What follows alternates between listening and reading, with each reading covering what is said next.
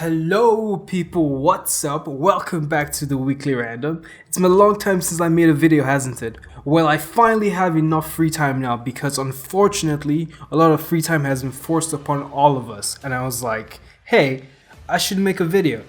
And what better topic is there to talk about than the current stepchild of Shonen, one of my favorite ongoing anime, Black Clover. Black Clover usually gets a lot of hate, but I think a lot of the hate has begun to die down now. The new opening was even on the trending page of YouTube, so you could say a lot of people are beginning to warm up to the show, or maybe fans like me watched the video like 50 times in a row. So yeah, this video is for people looking for something new to binge during the quarantine, or for people that are still on the fence about watching Black Clover. Before we get into the video though, if you haven't already, smash that like button, subscribe, hit the notification bell, and if you're feeling extra generous today, share this video to a friend who refuses to watch Black Clover or someone looking for a new anime to binge. And don't worry, you can do this anytime throughout the whole video, or you don't have to. It's not like I'm holding you at gunpoint or something, but if you do, I would really appreciate it. It helps a lot with the YouTube algorithm. Well, onto the video. I'm gonna say it, I really like Black Clover, and unfortunately, not a lot of people watch it. Anytime I ask people if they've seen it, they're like, yeah, I've heard of it, I've heard it's crazy, but I'm not really convinced. I'm also making this video for these kind of people because they're really missing out. I'm going to go over the general premise of the show and why you should drop whatever you're watching right now and go binge Black Clover. Black Clover is an anime, originally a manga, about this kid, Asta, your regular shonen protagonist. When I say regular, I mean he's everything you want in a shonen protagonist. Hardworking, born weak, but gets some overpowered ability, and of course, he wants to become the strongest person in his kingdom. Asta was born weak for someone in the Clover Kingdom. He was born without magic. And the world of Black Clover, magic is everything. They farm using it, they heal using it, anything you can think of, they use magic for it. And because of this, specifically in the Clover Kingdom, having a low amount of magic gets you discriminated against. The kingdom is literally divided into regions and classes based on how much magic the people there have. The royals and the nobles are assumed to have a large amount of magic in them, so they live around the capital. The peasant, like Asta and his foster family in the church, are assumed to have a low amount of magic, so they live in the outskirts. Asta has zero magic. This kid is empty, so you can imagine his prospects in this world, and yet any chance he got, he would tell anyone that was willing to listen about his plans to become the Wizard King, the most powerful person in the Clover Kingdom. Before he received his grimoire, a grimoire is basically a book where a mage's spells are stored, and without it, they can only do very minor spells. Asta could do no spells because he has no magic, so instead of relying on magic, he decided to work his body out to near physiological limits. This kid is 15 and looks like this. On the day of the grimoire collection ceremony, Asta did not get a grimoire because, you guessed it, he has no magic. His foster brother and main rival of the show, received a 4-leaf clover grimoire, which is essentially the Mangekyo Sharingan of this anime, in terms of relative raw power, especially when comparing it to other grimoires. Asta's lack of magic and not receiving a grimoire during the ceremony were an advantage though, because this allowed him to receive a grimoire that is possessed by an anti-magic demon unconventionally. Before Asta can become the Wizard King, he has to be accepted into a Magic Knight squad by a Magic Knight squad captain during the Magic Knight selection exam, which I believe occurs once a year or so. For every single part of the exam, as you probably guessed by now, Asta was doing pretty horribly because it all involved magic. Until we got to the final part of the exam, where it was finally time for Asta to shine. The final part of the exam was a simple battle between the applicants. You see, when Asta got his grimoire, it came with this big rusty anti-magic sword that under normal circumstances would be useless and a kid's age should not be able to lift this. But because of his lack of magic and how hard he had been working out, he was able to wield this sword and move so fast that the captains all thought he was using some kind of speed augmented magic. He was eventually picked by Yami, who I'll be getting to later, to join the Black Bull squad, the absolute worst Magic Knight squad, after no other squad picked him because of how mysterious his magic, or rather anti-magic, was. The anime essentially follows Asta's journey in the Black Bulls as he tries to gain merits to become the Wizard King. Now that you understand the basic premise of the show and you've been introduced to the lovely main character, yes, lovely, the voice actor has gotten way better at the role and all the obnoxious yelling you may have heard about is gone. I'll be telling you some more reasons why you should dump whatever you're watching right now and binge the hell out of Black Clover. Or maybe convince you enough to add it to your list. I don't know, that's a win for me too. My first reason, Black Clover is not generic as you may have heard. To be fair though, the beginning does seem generic. It also came out at such an unfortunate time. My Hero had been out for a year, Shippuden was just ending, and One Piece is still going on. So I don't even blame you if you're tired of seeing yet another kid trying to be the strongest. But calling the whole anime generic is so unfair.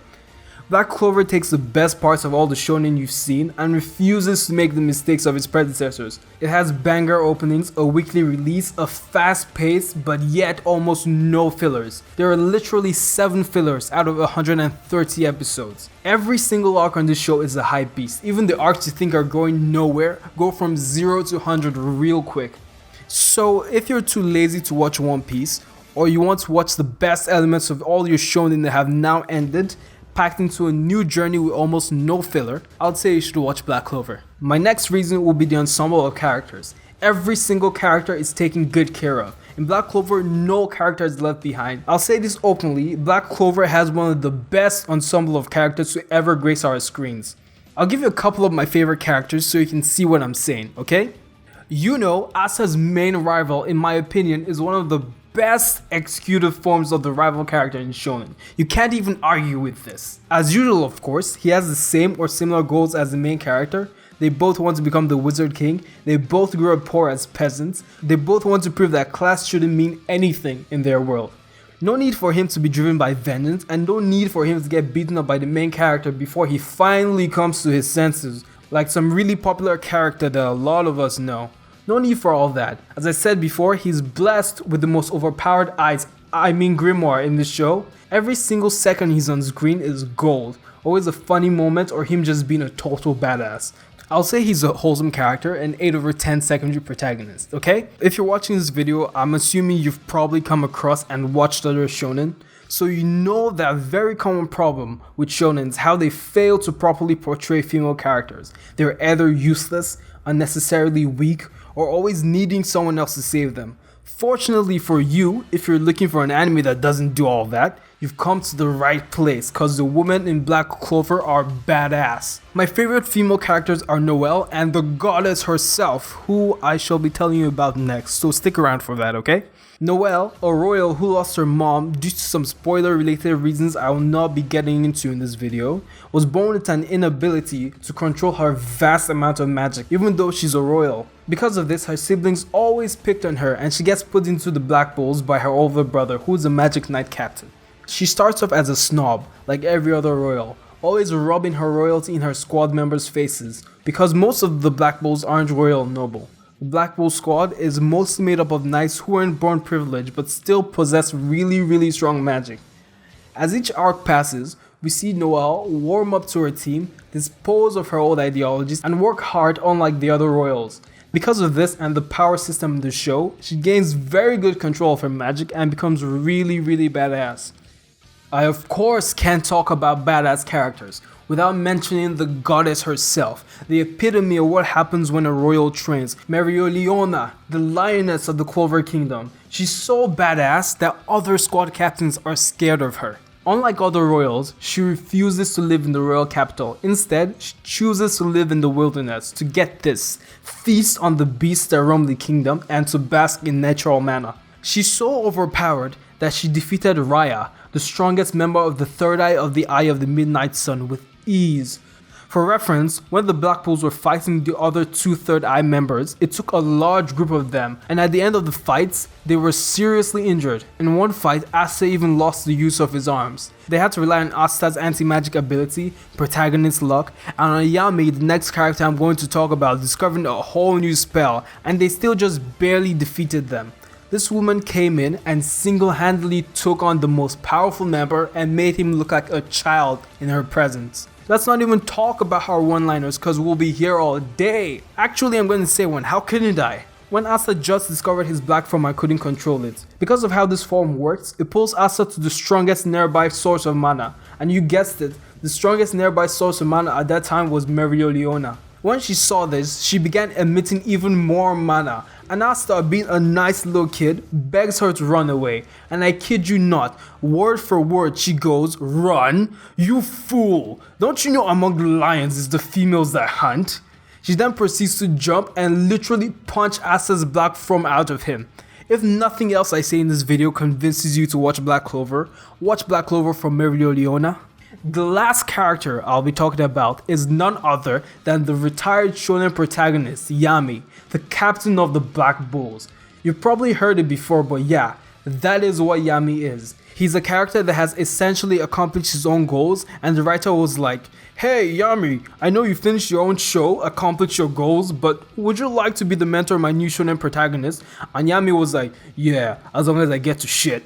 He goes into every fight knowing that he's going to win, because right there and then, even if he's in a tight spot, he's going to surpass his limits. This makes him really fun to watch, and also kind of keeps me tensed, because one of these days, maybe in the next manga chapter, he's not going to be able to surpass whatever obstacle is in front of him, even if it surpasses his own limits. The final reason is a little complicated. It goes both ways. The animation can be really fantastic or pretty bad. I will say this though, when it's good, it's really good. And when it's bad, I can't even blame the animators or the director, because they're doing the best with the little they've been given. Because the studio chooses to focus on other anime that earn them a lot of money, even though they're pretty bad, and just live off nostalgia. If after all my rambling, I still haven't convinced you to watch Black Clover, maybe you watch it for the openings, because I'm sure you've heard how banger the openings are. After watching all the openings, you might as well watch all the clips in between each opening and ending over and over again. Finally, why should you watch it?